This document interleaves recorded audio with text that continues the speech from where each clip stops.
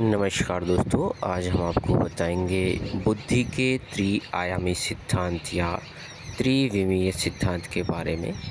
दोस्तों, इसे J P. Guilford ने दिया था और जैसा आप देख रहे हैं दोस्तों, इन्होंने 3 चीज़ें इसमें बताई थी कि बुद्धि किस तरह से काम करती है।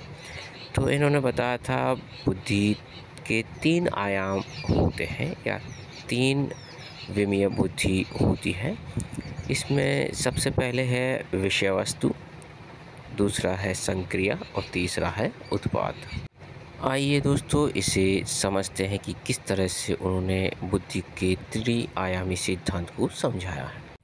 तो दोस्तों, सबसे पहले बुद्धि के सामने या हमारे सामने कोई भी चीज़ या विषय वस्तु रखी जाती है। जैसे मान लीजिए किसी चीज़ की आकृति को हम देखते हैं या किसी चीज़ के बारे में हम सुनते हैं। मान लीजिए कि हमने देखा किसी हाथी के चित्र को हमने देखा, या मान लीजिए किसी ने हाथी शब्द कहा, या कहीं पर हाथी खड़ा हुआ है और उसके तरफ किसी ने संकेत यानी इशारा किया, देखो हाथी। या हम कहीं खड़े हुए हैं और पीछे से हाथी अपनी सूंड से आकर हमारे हाथ पर उसे सूंड को लगाता है, तो हम उस व्यवहार को हमारी बुद्धि सबसे पहले पहचानने की कोशिश करती है कि ये क्या चीज़ है। या किसी आकृति को जब हम देखते हैं या कोई हमसे कुछ कहता है या किसी चीज़ की तरफ इशारा करता है, तो हम उस चीज़ को, हमारी बुद्धि सबसे पहले उसे पहचानने की कोशिश करती है।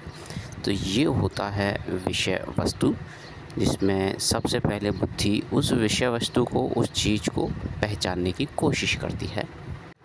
तो उसके बाद में फिर संज्ञान किया जाता है, यानी हमारी बुद्धि उस चीज़ के लिए ज्ञान को इकट्ठा करती है, उसे ज्ञान के द्वारा पहचानने की कोशिश करती है कि ये क्या चीज़ हो सकती है, या फिर वो उसे स्मरण करती है उन चीज़ों को जो उससे संबंधित है।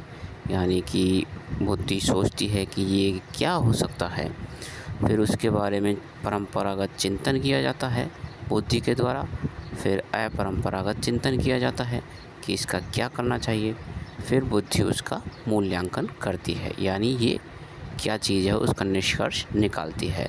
तो बुद्धि जब हाथी को देखती है या उसकी तरफ कोई संकेत करता है या शब्द द्वारा कहा जाता है या कोई व्यवहार हाथी के द्वारा किया जाता है, तो बुद्धि इस तरह से उसे पहचानती है और उसके बाद में उत्पाद का काम किया जाता है। यहाँ पर उत्पाद का मतलब होता है यानी किसी चीज़ का परिणाम निकालना, यानी बुद्धि उस चीज़ को पहचान जाती है और वो उसके बाद में बताती है कि इसे इकाई में, यानी इसे छोटे छोटे भागों में बांटती है कि ये क्या चीज़ है क्या नहीं है।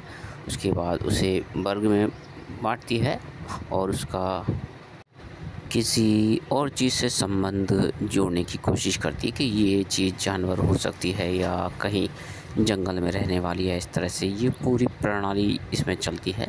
फिर उसके बाद में बुद्धि उसका प्रत्यावर्तन करती है और उसके बाद में निहितार्थ, यानी कि जो उसका जो हल निकलता है, जो उसका जो परिणाम निकलता है, उसे बुद्धि बताती है। ये सारा काम, ये जो है बुद्धि 1 सेकंड से भी कम समय में करती है और इस तरह से ये बुद्धि बताती है कि ये चीज़ हाथी है या ये जो भी चीज़ है उसके बारे में वो बताती है।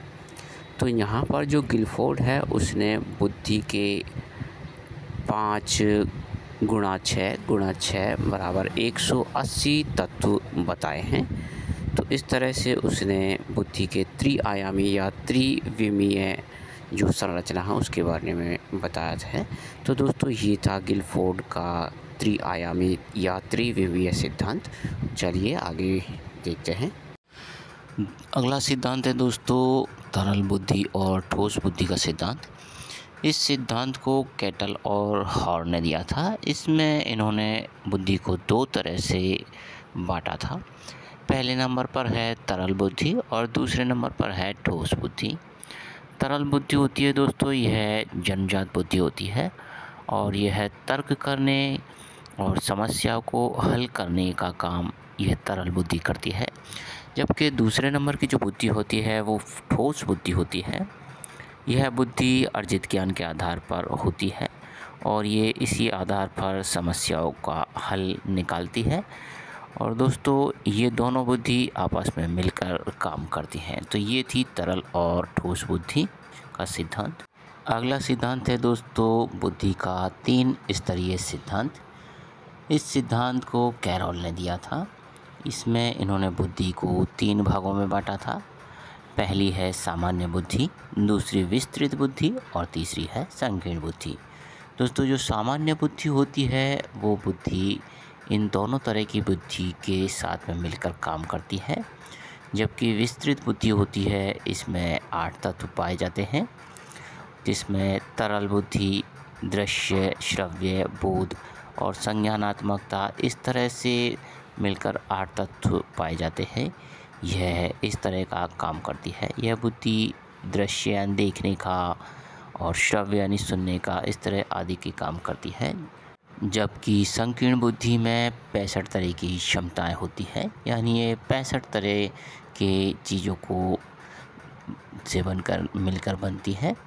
इसमें तर्क करने की शक्ति, स्मृति धारण करने की शक्ति, किसी चीज़ में फ़र्क करना यानी भेद करना और सरल प्रतिक्रियाएं करने जैसी चीज़ें होती हैं। तो ये था त्रिस्तरीय सिद्धांत। इसके बाद में दोस्तों बहुबुद्धि का सिद्धांत आता है। इसे हार्वर्ड गार्डनर ने दिया था। इसने बुद्धि के कई तत्व बताए थे, जिनमें से इसने बुद्धि के मुख्य 9 तत्वों को बताया था। पहला है भाषाई बुद्धि। इसमें भाषा को बोलने और समझने की शक्ति को दिखाया जाता है। दूसरी है तार्किक बुद्धि। यह बुद्धि तर्क करने की क्षमता को रखती है। तीसरी है स्थानिक बुद्धि। यह किसी व्यक्ति के कल्पना या सोचने की शक्ति को उसको बताती है। चौथी है शारीरिक बुद्धि। इसमें शारीरिक क्षमता को दिखाया जाता है। पांचवी संगीत बुद्धि। इसमें किसी व्यक्ति के संगीत से संबंधित ज्ञान या उसे सीखने की जो क्षमता होती है उसे बताया जाता है। छठे नंबर पर है अंतर्वैयक्तिक बुद्धि। इस अंतर्वैयक्तिक बुद्धि में मनुष्य के खुद के जीवन में या खुद के मन में जो विचार चलते हैं उनको सोचने की शक्ति को बताया जाता है। नंबर 7 पर है अंतरावैयक्तिक बुद्धि, यानी जो बाहर की दुनिया है उससे संबंधित, जैसे कि पूजा पाठ या धर्म कर्म से संबंधित कार्य को इस बुद्धि में माना जाता है। इसके बाद में इन्होंने 2 तत्व और बताए थे। पहला है प्रकृतिवादी तत्व। इसे 1998 में इन्होंने बताया था। और प्रकृतिवादी तत्व में प्रकृति से संबंधित बुद्धि आती है, जिसमें प्राकृतिक ज्ञान इस बुद्धि में बताया जाता है। और इसके बाद में है अस्तित्ववादी बुद्धि। इसे इन्होंने सन 2000 में इसमें जोड़ा था। इसमें अस्तित्व खुद के अस्तित्व के बारे में इस बुद्धि के ज्ञान को बताया जाता है दोस्तों। तो दोस्तों, ये था बहुबुद्धि का सिद्धांत। इसके बाद में देखते हैं अगला सिद्धांत। अगला सिद्धांत है क्रमिक महत्व का सिद्धांत। इसे वर्ड और वर्णन ने दिया था। यह बहुत ही छोटा सा सिद्धांत है दोस्तों। इसमें इन्होंने बुद्धि के 3 तत्व बताए थे, जिसमें से जो सामान्य तत्व होता है वो इन्होंने अर्जित नहीं माना था, यानी उसे हम किसी चीज़ के द्वारा सीखते नहीं हैं, बल्कि वह इन्होंने वंशानुगत क्रम से चले आ रहे व्यवहार के कारण यह इन्हें मिलता है, इस तरह से इन्होंने माना था। यानी कि जो सामान्य तत्व होता है बुद्धि का, वो हमें कहीं से अर्जित नहीं करना पड़ता, बल्कि वो हमें हमारे वंश से ही मिलता है। इस तरह से इन्होंने यह क्रमिक महत्व का सिद्धांत दिया था। इसके बाद में है बुद्धि का त्रितंत्रीय सिद्धांत। इस सिद्धांत को दोस्तों स्टैनबर्ग ने दिया था। इन्होंने भी बुद्धि के 3 तत्व माने थे।